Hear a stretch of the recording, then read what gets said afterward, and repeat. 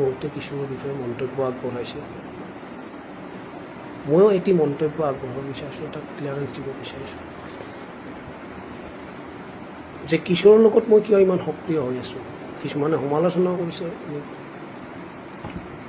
দেখিছোঁ সমালোচনা যে অল ইন অল বোলে ফিনে অমুক তামুক। এতিয়া কথা হ'ল, কিশোৰৰ দৰে অভিনেতা এজনৰ ঘৰত মই বিয়া কৰোৱা নাই, প্ৰথম কথা। কাৰণ কিশোৰ অভিনেতা এতিয়া হ'ল, মই বিয়া 14 বছৰ আগতে পাতিছোঁ। 14 বছৰ আগত যেতিয়া বিয়া পাতোঁ, কিশোৰৰ দেউতা বৰ্তমান নাই, ঢুকাইছে। কিশোৰৰ দেউতা এজন ট্ৰাক চালক আছিলে, মানে ড্ৰাইভাৰ। মই ড্ৰাইভাৰৰ ছোৱালীকে বিয়া পাতিছোঁ।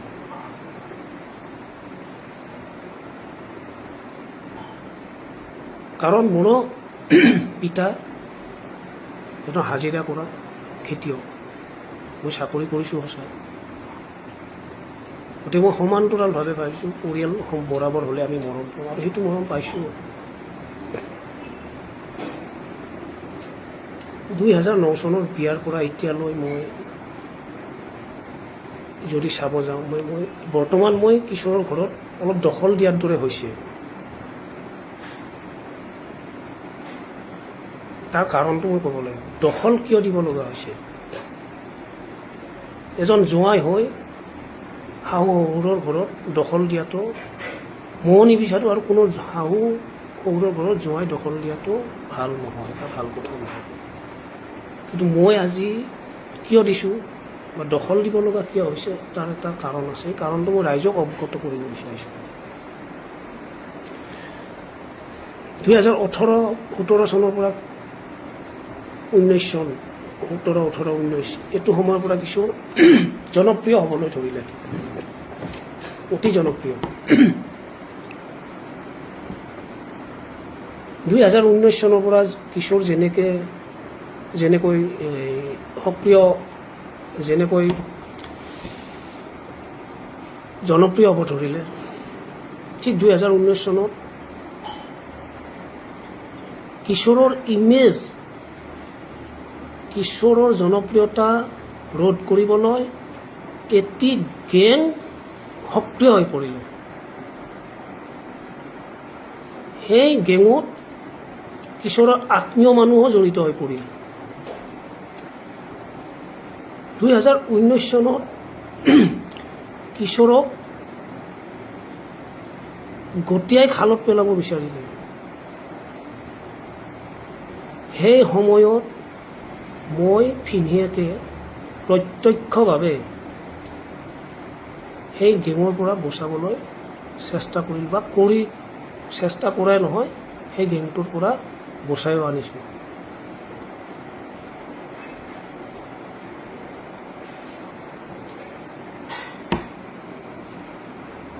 তাৰ লগত মই অকলে কৰা বুলি ভুল হ'ব, এইটো মোৰ প্ৰত্যক্ষ। কাৰণ প্ৰত্যেকটো কামত এজন ঘৰৰ অভিভাৱক জৰুৰী, দৰকাৰ।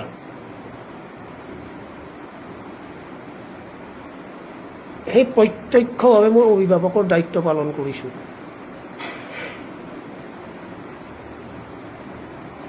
তাৰ লগত সকলোৱে সহযোগ, যেনে আমাৰ মামাহঁতৰ, অনিল মামা, ভগৱান মামা, মামা মামী বহুত সহায় কৰিছে। আমি এটা গ্ৰুপত কাম কৰিছিলোঁ। তাৰ লগত আৰু এজনী ছোৱালী ছায়াৰ দৰে কাম কৰিছিলে, সেই হ'ল কিশোৰৰ গাৰ্লফ্ৰেণ্ড ভাৱনা চৌধুৰী। যে আমি এটা গেংটোৰ পৰা বচাবলৈ কেনেকুৱাকৈ বচাই আনিব পাৰোঁ, সেইটো সকলোৱে আমি, এইটো পিছপিনে মোৰ মা চাহকাপ লৈ যা, পিছত খাম, কেনেকৈ বচাই আনিব পাৰোঁ। গতিকে আমি সকলোৱে গ্ৰুপত কাম কৰিলোঁ, আৰু তেনেকৈ আমি ছাকচেছফুল হ'লোঁ। আৰু 2020 চনৰ অক্টোবৰ মাহত এনেকুৱা এটা দিন আহিলে, য'ত নেকি কিশোৰ আৰু কিশোৰৰ মা কোৰ্টত হাজিৰ হ'ব লগা হ'ল। এনেকুৱা বিপৰ্যয় দিন আহিল কিশোৰৰ কাৰণে, আৰু দুৰ্ভাগ্য। আজি কিছুমান মানুহ আছে ঘৰিয়ালৰ চকু পানী টুকি, কিন্তু মই ঘৰিয়ালৰ চকু পানী টুকি থকা নাই। মোৰ চাকৰি আছে, মই এখন ঘৰ সাজিছোঁ, মোৰ ল'ৰা ছোৱালী আছে।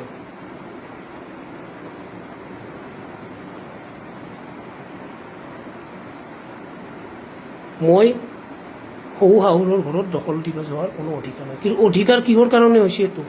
আজি কিশোৰক বচাবলৈ যোৱাটো মোৰ ভুল কাম হৈছে নেকি? ৰাইজে ক'ব মোৰ ভুল কাম নেকি?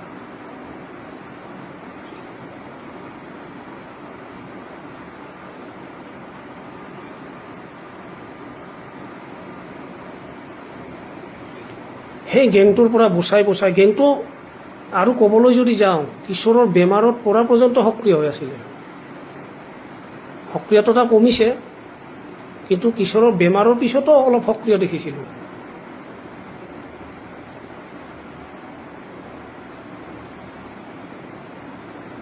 কিন্তু গেংটোৰ পৰা আমি বচাই আনিলোঁ, কিন্তু আমি তাক বচাই ৰাখিব নোৱাৰোঁ। কিয়? ভগৱানে এনেকুৱা দিলে যে কেঞ্চাৰৰ দৰে দুৰাৰোগ্য বেমাৰত আক্ৰান্ত হ'ল। আৰু কিশোৰ অলপ ভুল থকা বুলি মই কওঁ, কাৰণ কিশোৰে কথাবিলাক শ্বেয়াৰ নকৰিলে। যে যেতিয়াৰ পৰা পেটৰ বিষ হয়, কিবা হয়, সেই বস্তুবিলাক অকণমান লুকাই ৰাখিলে। যে যেতিয়া আমাক ক'ব লাগিছিলে, বা মোকো ডাইৰেক্টলি ক'ব লাগিছিলে, সিন্ধু এনেকুৱা এটা কিবা হৈছে, ময়ো তাৰ বাইদেকৰ পৰাহে গম পাওঁ। সিও ডিচেম্বৰ মাহত, বা মামাহঁতক ক'ব লাগিছিলে। মামাহঁতৰ ঘৰখনকো নক'লে যে মামা এনেকুৱা তেনেকুৱা হৈছে।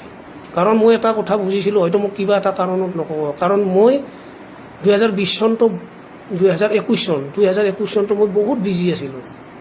এপিনে মোৰ ঘৰৰ কাম কৰি আছিলোঁ, আনপিনে তাৰ ঘৰৰ কাম মই কৰিছিলোঁ। আৰু কিছুমান মানুহ কৈ আছে শিল ইটা বালি কোনোবা আনিছে, ক'ব পাৰে, কিন্তু আচলতে শিল ইটা বালি কেনেকৈ কি কৰিছোঁ সেইটো মই জানো। মই সময় নাপালেও মই ফোন কৰি কৈ দিওঁ। মোৰ বন্ধু আছে এজন ভৱেশ, মোৰ ভনী জোৱাই সীমান্ত, সিহঁতে গৈ ইটা লৈ আনি দিয়ে।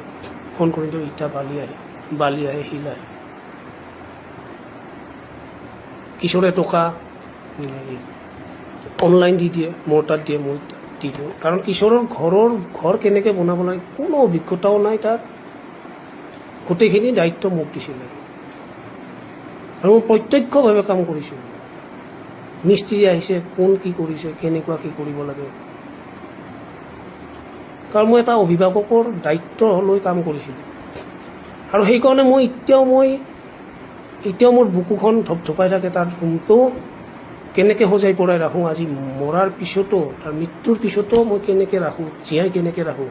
কাৰণ কিশোৰ আৰু মই থিয় হৈ কৈছিলোঁ, ভিনদেউ মোক কেনেকৈ লাগিব। কিশোৰে এটা কথা, কিশোৰৰ বন্ধু বা আমাৰ শিল্পী জগতক নোকোৱা বহুতকে কৈছে।